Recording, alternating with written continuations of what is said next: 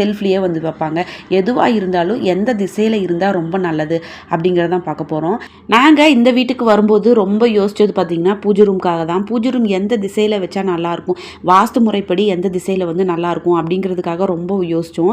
இது வந்து நம்ம கோயில் அர்ச்சகர்கள்லாம் இருப்பாங்கள்ல, அவங்க வந்து வாஸ்தெல்லாம் பார்ப்பாங்க. அவங்க கிட்ட எல்லாம் சஜஷன் வாங்கிட்டு அதுக்கப்புறம் தான் வந்து எங்களோட பூஜை ரூமை வந்து இந்த திசையில் வந்து இந்த வீட்டோட வாசல் பார்த்திங்கன்னா வடக்கு பார்த்த மாதிரி இருக்குது. அதனால வந்து வடமேற்கில் வந்து நான் பூஜை அறை வச்சுருக்கேன். பூஜை அறை பார்த்திங்கன்னா ஹால் இருக்கலாம், நம்மளோட கிச்சனில் இருக்கலாம், பெட்ரூமில் மட்டும் நம்ம பூஜை அறை வந்து நம்ம வைக்கக்கூடாதுன்னு சொல்லுவாங்க.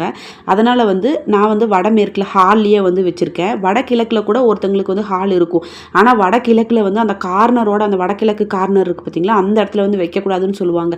ஏன்னா அது வந்து ஜலமூலையாக இருக்கும். அந்த இடத்துல நம்ம கொண்டு போய் வெயிட்டை வைக்கிறது வந்து அவ்வளோ நல்லதில்லை. அதனால் கொஞ்சம் கேப் விட்டுட்டு அந்த கார்னர்லேயே போட்டு அடைச்சி வைக்காமல் கொஞ்சம் கேப் விட்டுட்டு கொஞ்சம் தள்ளி வைக்கலாம். அந்த கார்னரை வந்து அடைக்காமல் கொஞ்சம் தள்ளி வச்சோம் அப்படின்னா அப்படி கூட நம்ம பூஜை அறை வைக்கலாம் அப்படின்னு வந்து சொல்கிறாங்க.